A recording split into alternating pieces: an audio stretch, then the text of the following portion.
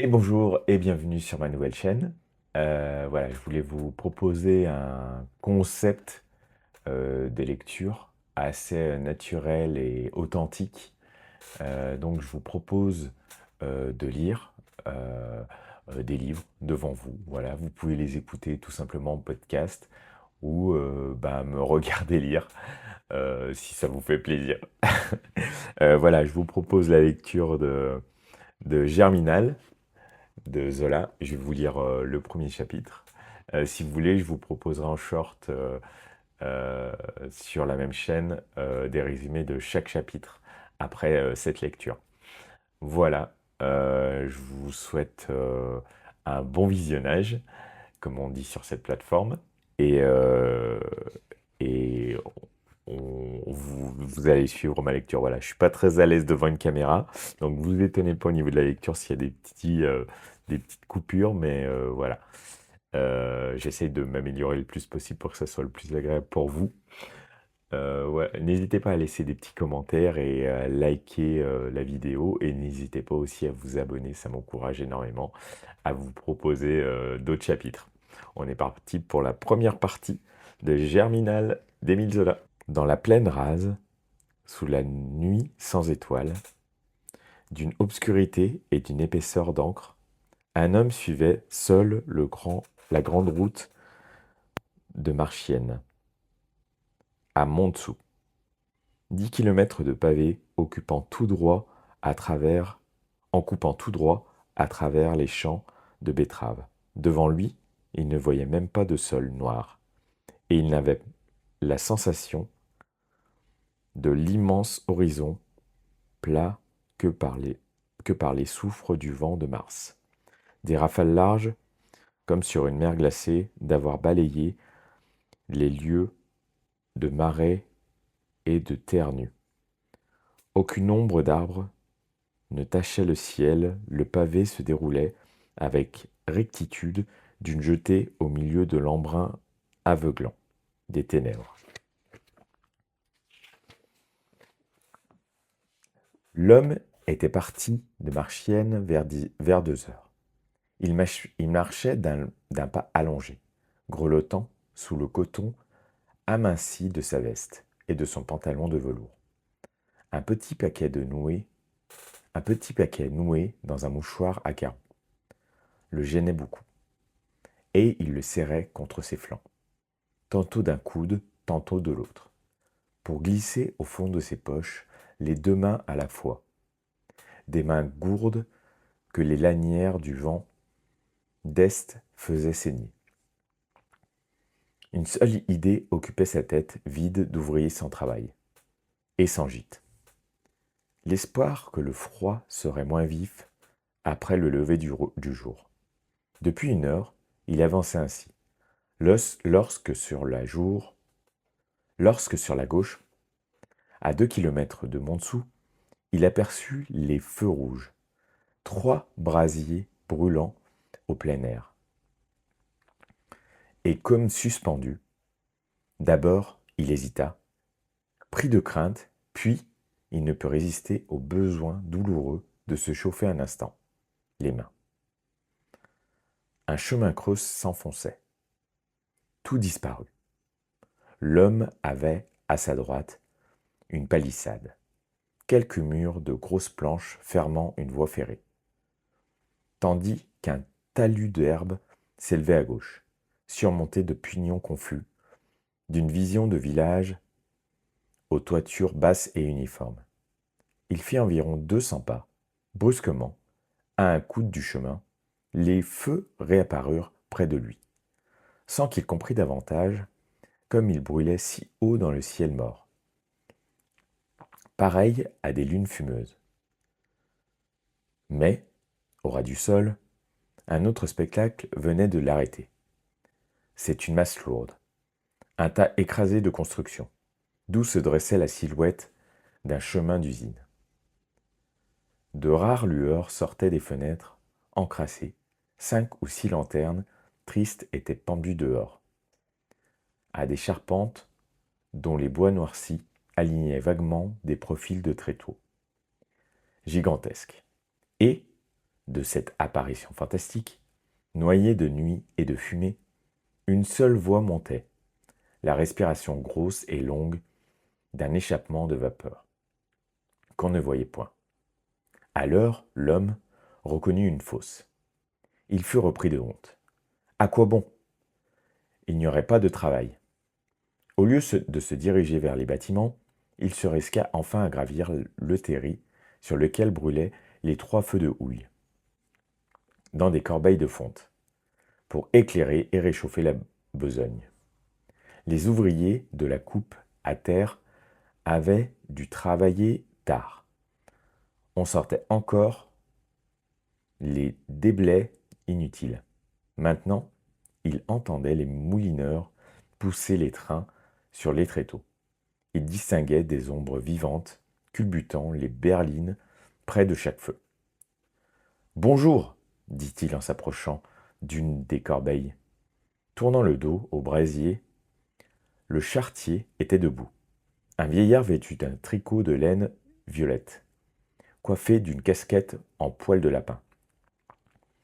Pendant que ce cheval, un gros cheval jaune, attendait, dans une immobilité de pierre, qu'on eût vidé les 6 berlines montées par lui. Le manœuvre employé au culbuteur, un gaillard roux et efflanqué, ne se pressait guère, pesait sur le levier d'une main endormie. Et, là-haut, le vent redoublait, une bise glaciale. Dans les grandes haleines régulières passaient comme des coups de feu. Comme des coups de faux. « Bonjour !» répondit le vieux. Un silence se fit. L'homme, qui se sentait regarder d'un œil méfiant, dit son nom tout de suite. Je me nomme Étienne Lantier. Je suis machineur. Il n'y a pas de travail ici. Les flammes l'éclairaient.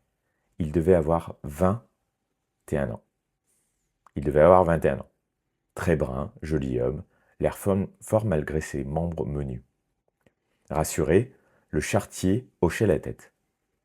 Du travail pour un machineur? Non, non. Il s'en est encore présenté deux hier. Il n'y a rien. Une rafale leur coupa la parole. Puis, Étienne demanda, en montrant le tas sombre des constructions au pied du terri. C'est une fosse, n'est-ce pas? Le vieux, cette fois, ne put répondre. Un violent accès de toux l'étranglait. Enfin, il cracha, et son crachat sur le sol, empourpré, laissa une tache noire. Oui, une fosse. Le Voreux. Tenez! Le coron est tout près. À son tour, de son bras tendu, il désignait dans la nuit le village dont le jeune homme avait deviné les toitures. Mais les 6 berlines étaient vidées. Il les suivit dans un claquement de fouet, les jambes raidies par des rhumatismes. Tandis que le gros cheval, jaune, repartait tout seul, tirait pesamment entre les rails sous une nouvelle bourrasque qui lui hérissait le poil. Le Voreux, à présent, sortait du rêve. Étienne, qui s'oubliait devant le brasier, à chauffer ses pauvres mains saignantes, retrouvait chaque partie de la fosse. Le hangar goudronné du criblage, le beffroi du puits, la vaste chambre de la machine d'extraction, la tourelle carrée de la pompe d'épuisement. Cette fosse, tassée au fond d'un creux, avec ses constructions trapues de briques, dressant sa cheminée comme une corne menaçante, lui semblait avoir un air mauvais de bête goulue. Accroupi là pour manger le monde, tout en l'examinant, il songeait à lui, à son existence de vagabond. Depuis 8 jours qu'il cherchait une place, il se revoyait dans un atelier du chemin de fer, giflant son chef, chassé de l'île, chassé de partout. Le samedi, il était arrivé à Marchienne, où l'on disait qu'il avait du travail aux forges. Et rien, ni aux forges, ni chez Sonneville, il avait dû passer le dimanche caché sous le bois d'un chantier de charronnage, dont le surveillant venait de l'expulser, à 2 heures de la nuit. Je bois un petit coup, et on est reparti. C'est des longues phrases. Rien, plus un sou, pas même une croûte. Qu'allait-il faire ainsi par les chemins, sans but, ne sachant seulement où s'abriter contre la bise? Oui, c'était bien une fosse. Les rares lanternes éclairaient le carreau. Une porte brusquement ouverte lui avait permis d'entrevoir les foyers des générateurs. Dans une clarté vive, il s'expliquait jusqu'à l'échappement de la pompe. Cette respiration grosse et longue, soufflant, sans relâche, qui était comme l'haleine engorgée du monstre. Le manœuvre du culbuteur, gonflant le dos, n'avait même levé les yeux sur Étienne. Et celui-ci allait ramasser son petit paquet tombé à terre.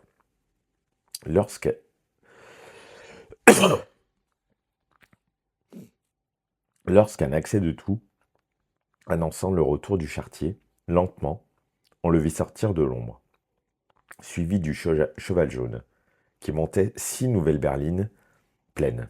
« Il y a des fabriques à Montsou ?» demanda le jeune homme. Le vieux cracha noir, puis répondit dans le vent. « Oh, ce ne sont pas les fabriques qui manquent. Fallait voir ça, il y a 3 ou 4 ans. Tout ronflait, on ne pouvait trouver des hommes. Jamais on n'avait tant de gagnés. Et voilà qu'on se remet à se serrer le ventre. Une vraie pitié dans le pays. On renvoie le monde. Les ateliers ferment, les uns après les autres. Ce n'est peut-être pas la faute de l'empereur, mais pourquoi va-t-il se battre en Amérique? Sans compter que les bêtes meurent du choléra, comme les gens. Alors, en courte phrase, la laine coupée, tous deux continuèrent à se plaindre. Et Étienne racontait ses courses inutiles depuis une semaine. Il fallait donc crever de faim. Bientôt, les routes seraient pleines de mendiants. Oui, disait le vieillard, ça finira par mal tourner, car il n'était pas Dieu permis de jeter tant de chrétiens à la rue. On n'a pas de la viande tous les jours. Encore si l'on avait du pain. C'est vrai, si l'on avait du pain seulement. Leur voix se perdait. Des bourrasques emportaient les mots dans un hurlement mélancolique. « Tenez !» reprit très haut le charretier, en se tournant vers le midi. « Montsou est là !» Et de sa main, tendue, de nouveau, il désigna, dans les ténèbres, des points invisibles, à mesure qu'il les nommait. Là-bas, à Montsou, la sucrerie Fauvel marchait. Encore marchait. La sucrerie Fauvel marchait encore. Mais la sucrerie Othon venait de réduire son personnel. Il n'y avait guère que la minoterie du tilleul et la corderie bleuze. Pour les câbles de mine qui tincent le cou.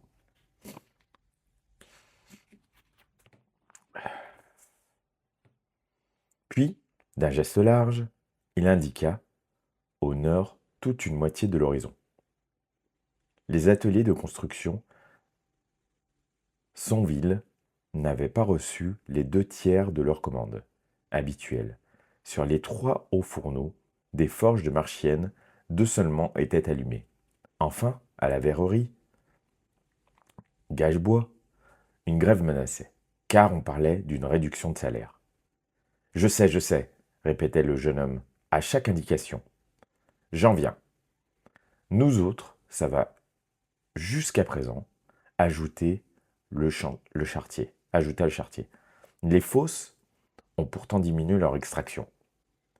Et regardez, en face, à la Victoire, il n'y a aussi que 2 batteries de fours à coque qui flambent. Il cracha. Il repartit derrière son cheval somnolent après l'avoir attelé aux berlines vides. Maintenant, Étienne dominait le pays entier. Les ténèbres demeuraient profondes, mais la main du vieillard les avait comme emplies de grande misère, que le jeune homme inconsciemment sentait à cette heure autour de lui.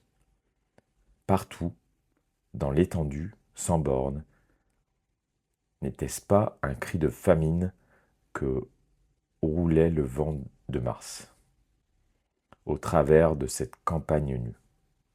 Les rafales s'étaient enragées, elles semblaient apporter la mort du travail, une disette qui tuerait beaucoup d'hommes.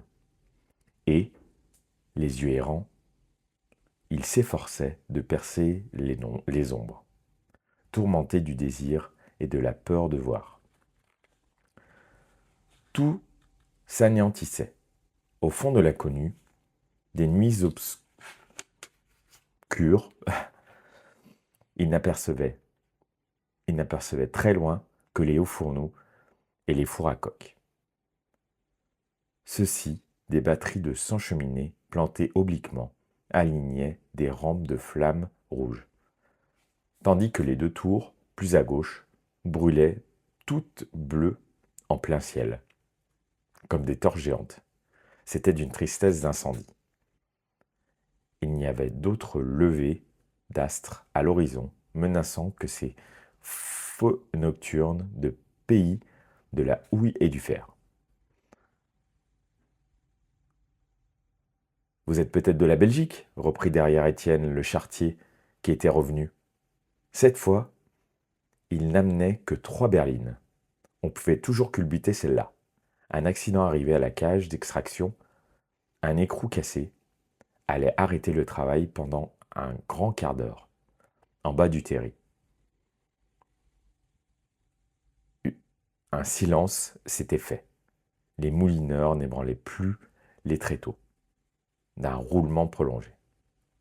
On entendait seulement sortir de la fosse le bruit lointain d'un marteau, tapant sur de la tôle. Non, je suis du Midi, répondit le jeune homme. Le manœuvre, après avoir vidé les berlines, s'était assis, à terre, heureux de l'accident. Et il gardait sa sauvagerie, muette. Il avait simplement levé de gros yeux éteints sur le charretier, comme gêné par tant de paroles. Ce dernier, en effet, n'en disait pas si long d'habitude. Il fallait que le visage de l'inconnu lui convînt et qu'il fût pris d'une de ces démangeaisons de confidence qui font parfois causer les vieilles gens tout seuls, à haute voix. Moi, dit-il, je suis de Montsou. Je m'appelle Bonnemort. C'est un surnom demanda Étienne, étonné. Le vieux eut un ricanement d'aise, et montrant le véreux. Oui, oui, on m'a retiré 3 fois de là-dedans, en morceaux. Une fois avec tout le poil rossi, une autre avec de la terre jusque dans le gésier. La troisième avec le ventre gonflé d'eau comme une grenouille. Alors quand ils ont vu que je ne voulais pas crever, ils m'ont appelé Bonnemort pour rire. Sa gaieté redoubla, un grincement de poulie mal graissé qui finit par dégénérer en un accès terrible de tout. La corbeille de feu, maintenant, éclairait en plein sa grosse tête, aux cheveux blancs et rares, à la face plate, d'une pâleur livide. Maculé de taches bleuâtres, il était petit, le cou énorme, les mollets et les talons en dehors, avec de longs bras dont les mains carrées tombaient à ses genoux. Du reste, comme son cheval qui demeurait immobile sur les pieds, sans paraître souffrir du vent. Il semblait en pierre. Il n'avait l'air de se douter ni du froid, ni des bourrasques sifflant à ses oreilles. Quand il eut toussé, la gorge arrachée, par un raclement profond, il cracha au pied de la corbeille. Et la terre noircie, Étienne le regardait le sol qu'il tachait de la sorte. Il y a longtemps, reprit-il, que vous travaillez à la mine. Bonnemort ouvrit tout grand les deux bras. Longtemps. Ah oui, je n'avais pas 8 ans lorsque je suis descendu. Tenez, juste dans le Voreux. Et j'en ai 58 à cette heure. Calculez un peu. J'ai tout fait là-dedans. Galibo d'abord, puis Herrscher, quand j'ai eu la force de rouler, puis Haveur pendant 18 ans. Ensuite, à cause de mes sacrées jambes, ils m'ont mis de la coupe à terre. Remblayeur, raccommodeur, jusqu'au moment où il leur a fallu me sortir du fond. Parce que le médecin disait que j'allais y rester. Alors, il y a 5 années, de cela, ils m'ont fait charretier. Hein? C'est joli 50 ans, hein, de mine. Dont 45 au fond. Tandis qu'il parlait des morceaux de houille enflammés qui, par moments, tombaient de la corbeille, allumait sa face blême d'un reflet sanglant. Ils me disent de me reposer, continua-t-il. Moi, je ne veux pas. Ils me croient trop bête. J'irai bien 2 années jusqu'à ma soixantaine pour avoir la pension de 180 francs. Si je leur souhaitais le bonsoir aujourd'hui, ils m'accorderaient tout de suite celle de 150. Ils sont malins, les bougres. D'ailleurs, je suis solide. À part les jambes, c'est, voyez-vous, l'eau qui m'est entrée sous la peau. À force d'être arrosé dans les tailles, il y a des jours où je ne peux remuer une patte sans crier. Une crise de toux l'interrompit encore. Et ça vous fait tousser aussi dit Étienne. Mais il répondit non de la tête, violemment. Puis, quand il put parler, non, non, je me suis enrhumé. L'autre moi. Jamais je ne toussais. À présent, je ne peux plus me débarrasser. Et le drôle, c'est que je crache. C'est que je crache. Un raclement monta de sa gorge. Il cracha noir. Est-ce que c'est du sang demanda Étienne, osant enfin le questionner. Lentement, Bonnemort s'essuyait la bouche d'un revers de main. Non, c'est du charbon. J'en ai dans la carcasse de quoi me chauffer jusqu'à la fin de mes jours. Et voilà 5 ans que je ne remets pas les pieds au fond. J'avais ça en magasin, paraît-il, sans même m'en douter. Bah, ça conserve. Il y eut un silence. Le marteau lointain battait à coups réguliers dans la fosse. Le vent passait avec sa plainte, comme un cri de faim et de lassitude venu des profondeurs de la nuit. Devant les flammes qui s'effaraient, le vieux continuait, plus bas, remâchant des souvenirs. Ah, bien sûr, ce n'est pas d'hier que lui et les siens tapaient de la veine.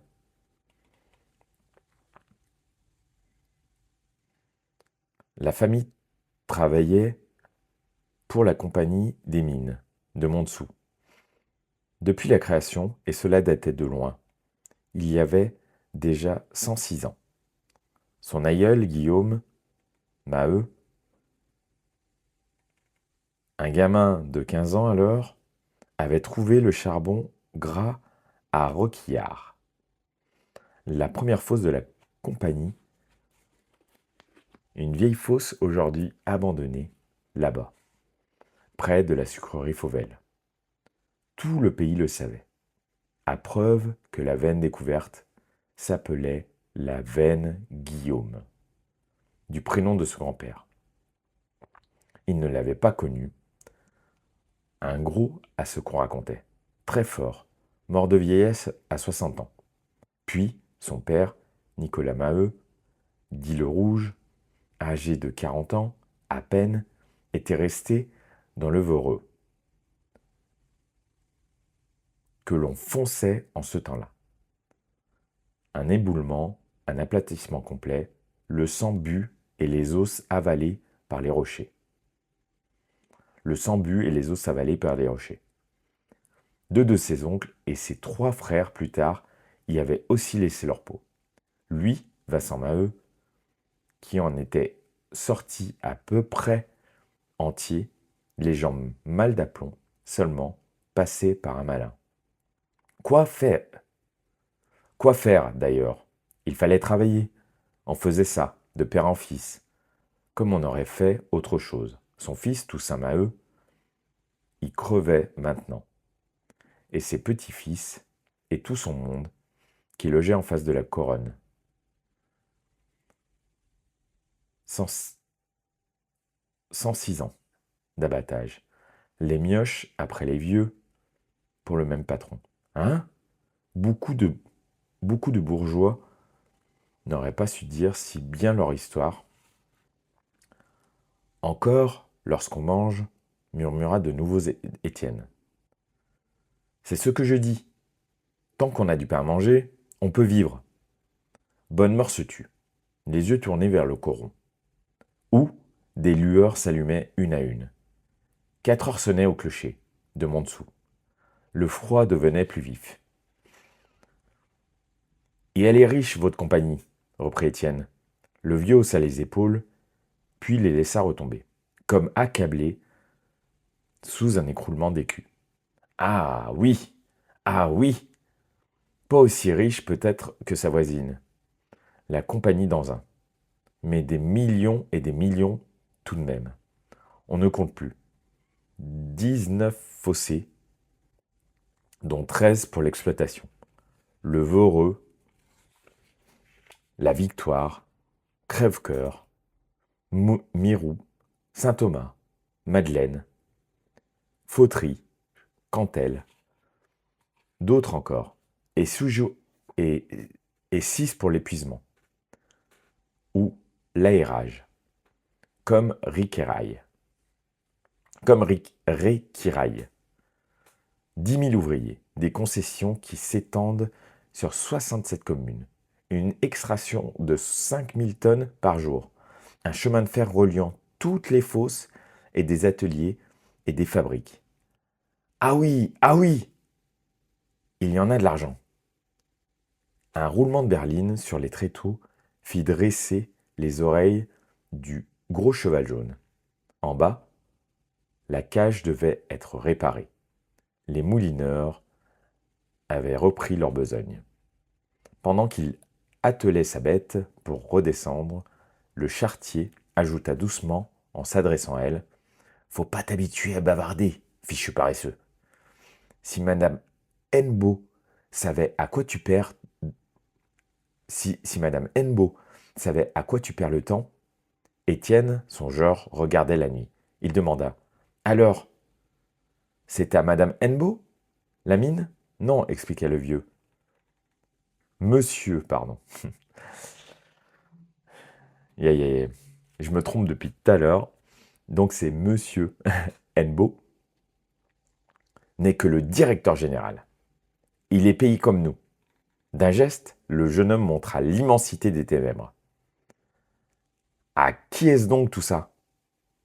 Mais Bonnemort resta un instant suffoqué. Mais Bonnemort resta un instant suffoqué par une nouvelle crise, d'une telle violence qu'il ne pouvait pas reprendre haleine. Enfin, quand il eut craché et essuyé l'écume noire de ses lèvres, il dit, dans le vent qui redoublait, « Hein? À qui tout ça? On n'en sait rien. À des gens. » Et de la main, Il désignait, dans l'ombre, un point vague, un lieu ignoré et reculé, peuplé de ces gens, pour qui le Maheu tapait à la veine depuis plus d'un siècle. Sa voix avait pris une sorte de peur religieuse. C'était comme s'il eût parlé d'un tabernacle inaccessible, où se cachait le Dieu repu et accroupi, auquel ils donnaient tout leur chair, et qu'ils n'avaient jamais vu. Au moins, si l'on mangeait du pain, à sa suffisance, répéta pour la troisième fois Étienne, sans transition apparente. Dame, oui, dame, oui. Si l'on mangeait toujours du pain, ce serait trop beau.